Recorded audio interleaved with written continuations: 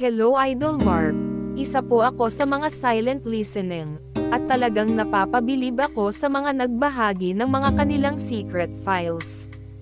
Isa po ako honor students na naging bobo sa buhay pag-ibig, nang dahil sa bulag na pag-ibig ay hindi ko nakita ang mali at tama sa realidad.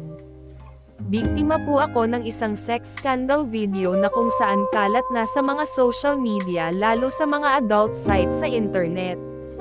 At di ko rin maitatanggi na ako yung nasa video. Ako nga pala si Liza, bunso sa magkakapatid. Parehong guro naman ang magulang ko. Maayos naman ang pinalaki Idol Mark.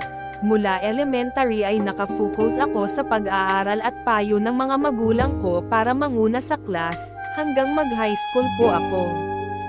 Third high school